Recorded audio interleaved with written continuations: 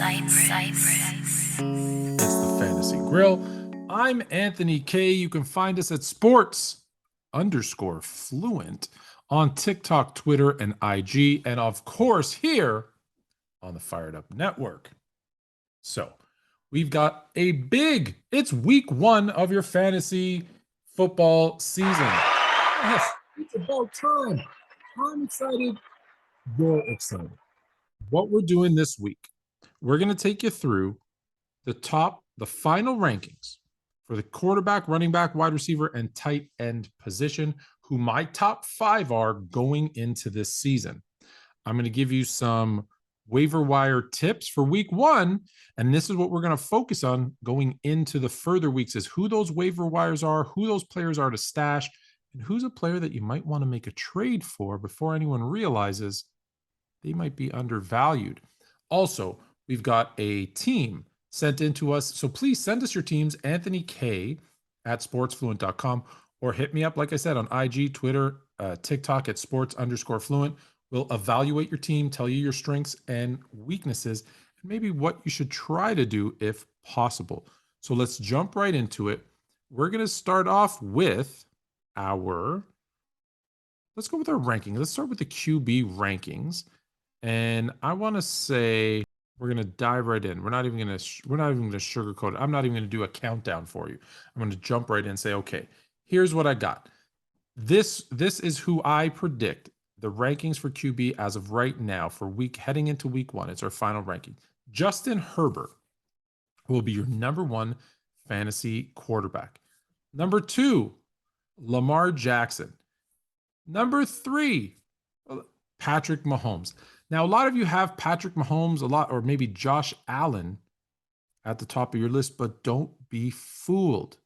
Don't be fooled by some of those names. Justin Herbert is going to pass for a lot of yards and touchdowns with that offense. The running game is good, but even Austin Eckler is more of a receiver out of the backfield. Look for Herbert to really have his breakout season as an NFL quarterback, but especially as an NFL fantasy quarterback. Lamar Jackson, I think, speaks for himself. We're going to see a close to return of his MVP season. We know that he doesn't have a lot of targets to throw to. Obviously, you've got Bateman. You've got a great tight end in Mark Andrews, who we're going to get to in a minute. But look for him to keep running and throwing and doing what he does. Patrick Mahomes lost one of his best weapons, but still will be a top 5 quarterback. And then, of course, Josh Allen, who most predict to be number 1. I think actually number 4 is fair. He's still going to run the ball. He's still going to pass. He's got a lot of weapons. He's still got Diggs. They've added Crowder, but I think his schedule is a little tougher than maybe some people are realizing versus last year. And at number 5, yeah, you read it right. Jameis Winston will be the top 5 QB in fantasy, throwing the ball out of the backfield to Alvin Kamara. Eventually, he's going to have Michael Thomas healthy and back. Look for Jameis Winston to have another 4,500 yard, a bunch of touchdowns. Yes, he's going to have some interceptions type of season, but definitely a team. One of those, you could probably steal him or trade for him or draft if, heaven forbid, you haven't drafted yet. You could probably pick him up really late if you guys are still drafting. Okay. Less surprises in the other positions, but let's go to the running back position. I got Christian McCaffrey at number 5. If he's healthy, but I think here's the reason why he's number 5 for me. Number 1, top talent, but I think Christian McCaffrey is going to either miss a couple of games, whether it be just for rest or just like little tweaks and stuff coming back after 2 years of really being injured. I don't think I'm going to say I'm going to have him for 17 straight games. So that's really my issue with Christian McCaffrey. Dalvin Cook would probably be higher than 4 for me if it wasn't for the fact that they're going to use Justin Jefferson in a lot of different ways. They've been looking at the 49ers offense. Do they use him similar to Deebo Samuel? They've been looking at the Rams offense similar to Cooper Kupp. Justin Jefferson is going to be, and we'll get there in a minute, a beast. And so I think that takes away a little bit from Dalvin Cook. Austin Eckler, I mentioned they're going to use him out of the backfield. So especially, this is all based on PPR leagues, by the way. Austin Eckler coming in at number 3, Jonathan Taylor at number 2, and the king, Derrick Henry back at number 1. I don't think I'm going to get many kind of wows out of this one.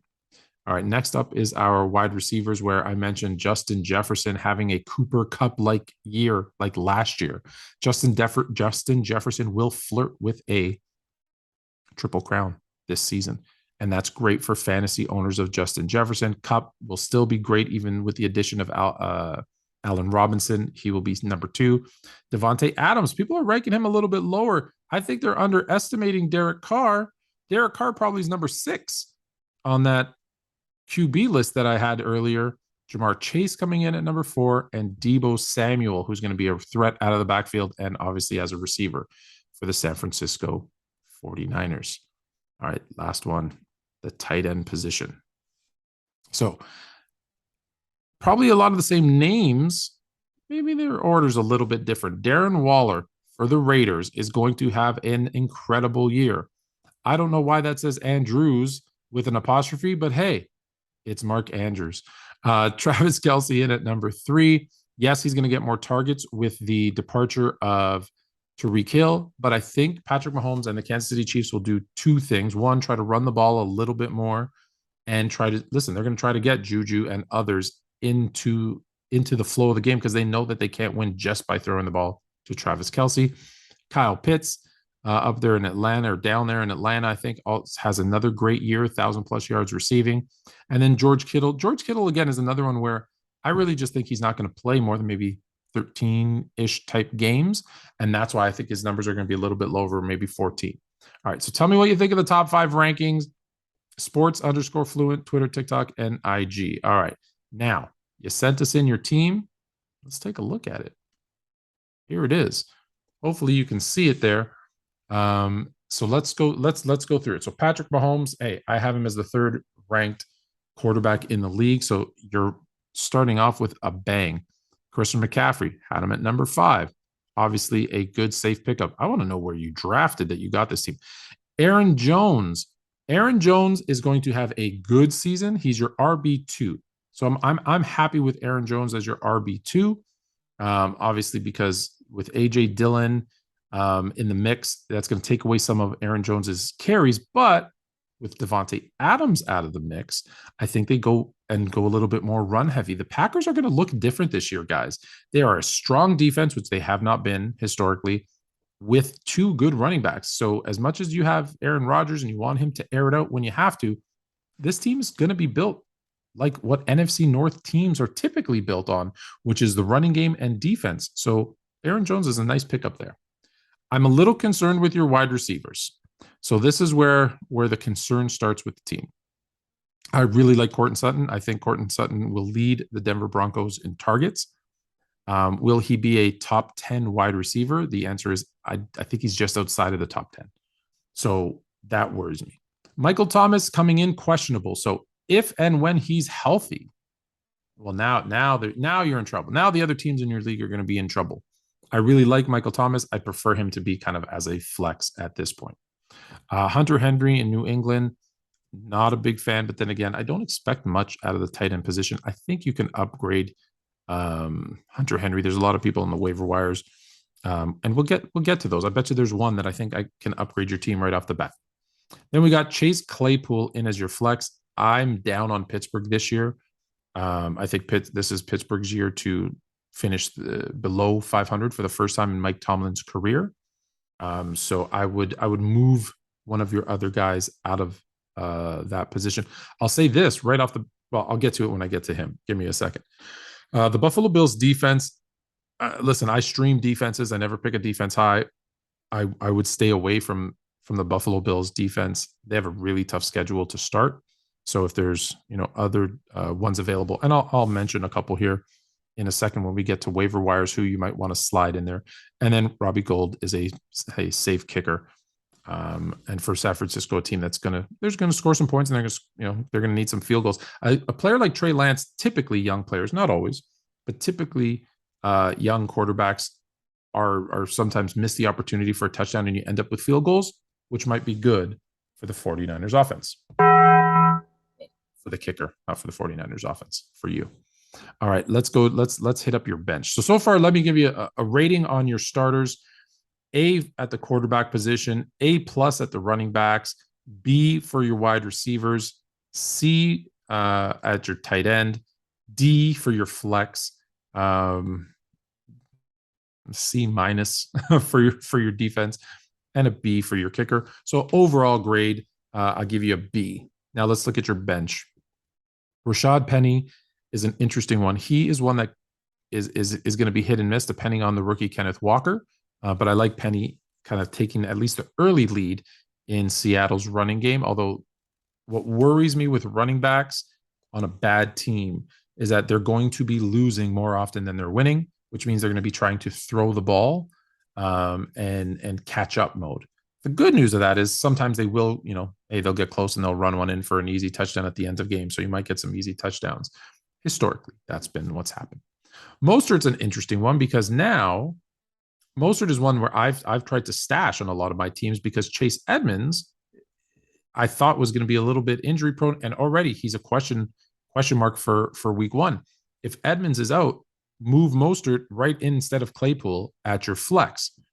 Then you got Jones Jr., the Jacksonville wide receiver. There's a lot of wide receivers in Jacksonville, but I think Jones is a one to keep an eye on. So keep him. Ish Smith, listen, you can just drop that tight end. You don't need a secondary tight end. Collins, wide receiver in Houston. Here's an interesting thing. Houston's going to be a team. I know it's going to, Davis Mills is going to throw the ball a lot, I think. And a lot of the, hey, it's Dameon Pierce, but this is another team that is slated to not be very good. And when they're losing, like I said, you typically throw to try and catch up. You don't run the ball. So Dameon Pierce, I think, will have, in terms of the running game, not as big of a year as everyone's expecting him. He's been moving up the draft boards once they named him kind of the starter and moved Marlon Mack out of there. So Collins is, watch those Houston wide receivers. You might actually get lucky there. Crowder is one that I really like in Buffalo. I think because of his experience, he's going to be the slot receiver for Buffalo. A lot of the attention is going to be obviously on Stephon Diggs, who's going to get his. Gabriel Davis, who everyone's talking about having a breakout season. But if you look what Crowder was able to do as a Jet, I think he's actually a really good pickup. You got to, matchup dependent. He is a great flex play in certain weeks for Buffalo. And then listen, you have to take a chance on somebody in Green Bay. So if I rank your bench, then I give your bench a C, unfortunately, because and with most benches, there's a lot of question marks, but I think you can improve it. Again, Mostert's probably the best one in there, and Crowder. Those are the two guys you're going to rely on. The rest of them, hey, feel free to, through every week, the waiver wire. So I hope that helps with your team analysis. We are going to finish off the show with our waiver wire picks. So what I'm going to do is I'm going to give you a player or two at each position. So quarterback, running back, wide receiver, tight end, and defense. And then I'm going to give you a player that maybe you should stash. So I mentioned right off the bat, I'm hitting you back with, I gave you my top 5 quarterbacks, and the number 5 that I had was Jameis Winston. Jameis Winston, for the most part, people are, I know you're down on Jameis Winston. If he's available in your leagues in waiver wire, pick him up. He is going to throw for a lot of yards and a lot of touchdowns. And if he's healthy all season, like I said, he's going to be your fifth best fantasy wide receiver. That's, oh my goodness. He's going to be your 5th best. Let's try that again. He is going to be your 5th rated quarterback in fantasy this year. There we go. All right. I knew that I can get it out. All right. Now to the running back position. You got to get you a running back. So I mentioned you had Mostert. This isn't just for you. This is for everybody. Kenyon Drake in Baltimore. Gus Edwards is out for the first few weeks. J.K. Dobbins is hurt and questionable. So even if he plays, he probably will be in a limited role. They signed Kenyon Drake. It's a running team. We know they don't throw the ball a lot, even though they probably should throw it more. They don't have the wide receivers really to do that style of play anyways. So look for Kenyon Drake early. He might not last you long, but that's why it's a week 1 waiver pickup. All right. Then we go to the wide receiver, Rondale Moore of the Arizona Cardinals. With DeAndre Hopkins being out, I know they have Hollywood Brown now, but look for Rondale Moore to have early success this fantasy season. So pick him up early and see what you can do with him. We'll get to the stashes in a minute. We're going to do the waiver wire pickups first and then the stashes. All right, tight end. In Indianapolis, the Colts, we know that Matt Ryan likes his tight ends. Mo Ali Cox is the name that you should pick up and look to stream if you're tight end streaming, which I do. I stream my tight ends and my defenses because I don't draft them. And so that's a name that you should look for. See how it goes. They're going to run the ball. They're going to throw it to the tight end. That's a name that you should look for. All right, to the defense. And this is where to the team that I just ranked, you had the Buffalo Bills defense. How about picking up the Browns defense? I know what you're thinking. He's talking about Willis. I know. That's what I said too. But take a look at after the Panthers, and let's be honest, the Panthers game, listen, as much as we think it's Baker Mayfield's revenge on the Browns, it could be the Browns' revenge on Baker Mayfield. That's a very, very solid defense with Myles Garrett and company. But who do they have after that? Again, you're streaming them, right? But they've got the Panthers, the Jets, and the Steelers. So they've got Baker Mayfield, Zach Wilson or Joe Flacco, and Mitchell Trubisky. I like those odds for the Browns. All right. So here's the stash. Now the stashes. So these are players that if you have room on your bench, you should pick them up and stash them literally as it says and save them for another day. So we're going to start again at the QB position. Bing bong. Davis Mills. I mentioned him earlier with the Texans. Pick up Davis Mills right now and stash him. You have whoever your starting quarterback is. Let's assume Jameis Winston isn't available. Davis Mills, we're going to put him in there. We know, like I said, he had a good season last year. People are very high on him. Look, he's boom or bust. But let's see. Again, this is a team that's going to throw the ball. We'll need to throw the ball a lot because they're going to be down in a lot of games. Davis Mills is the perfect type of fantasy player that can steal a week or two away, if you're a quarterback when they're on their bye, if heaven forbid something happens to them in terms of injury. All right. The next one is at the running back position. And this one's tough for me. This one is tough for me because I'm a big fan of David Montgomery. However, coach of the Bears has come out already and said David Montgomery, Matt Eberfloss has come out and said David Montgomery doesn't necessarily fit what they're looking to do. Did not say the same thing about Khalil Herbert. So stash Khalil Herbert and see how are the Bears going to use Montgomery and Herbert in the backfield. We know it's going to be a tandem. We know it's going to be, running back by committee. So let's see how he does. If you see that, hey, he's completely out of the mix, no problem, drop him. But I think you can see within the first 2-3 weeks where his role is going to be, and he might be a nice flex play for a lot of players. You'd already had, I talked about you got to have a Green Bay receiver somewhere. Like take a chance on one. I personally have Alan Lazard because I think there's a trust factor there with him and Aaron Rodgers. But Christian Watson, another name that keeps popping up. So maybe stash him and see what does that Green Bay offense look like as the weeks go on. Next up, what do we got? The tight end position. All right. So this is one, I think for that one that the one that I just rated, I think you had, I already forgot who your tight end was. I apologize. But the tight end that we just looked at was, it doesn't matter.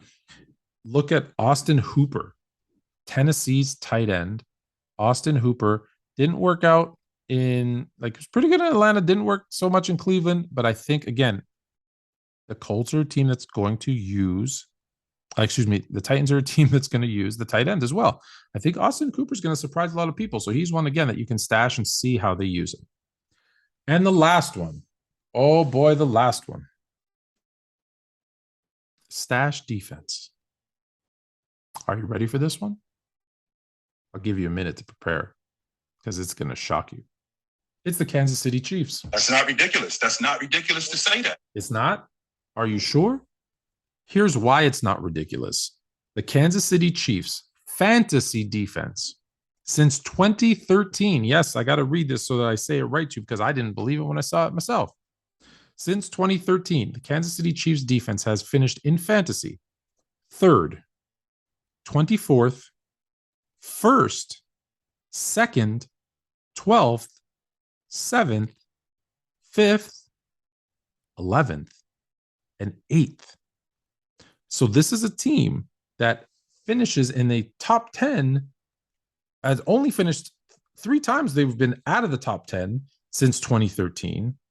They've been top 5 times since 2013. This is a team defense that actually puts points on the board for you in terms of fantasy. Part of that is because Kansas City scores a lot of points on offense, and it forces teams to throw. As I mentioned earlier, when teams throw that aren't typically teams that throw the ball, because you have to score touchdowns to keep up with Andy Reid and Patrick Mahomes and their high-powered offense. You got to throw to keep up with them, which leads to mistakes, which leads to interceptions and touchdowns and sacks, etc. The Kansas City Chiefs. We're going to leave you with the Kansas City Chiefs as don't laugh. The Kansas City Chiefs as a stash defense this season in NFL fantasy. This has been the Fantasy Grill on the Fired Up Network. I'm Anthony K. You can find me at sports_fluent, TikTok, Twitter, IG. Heck, even you can go to YouTube. You can look up Sports Fluent. I'm there. Until next week. Now you're more fluent.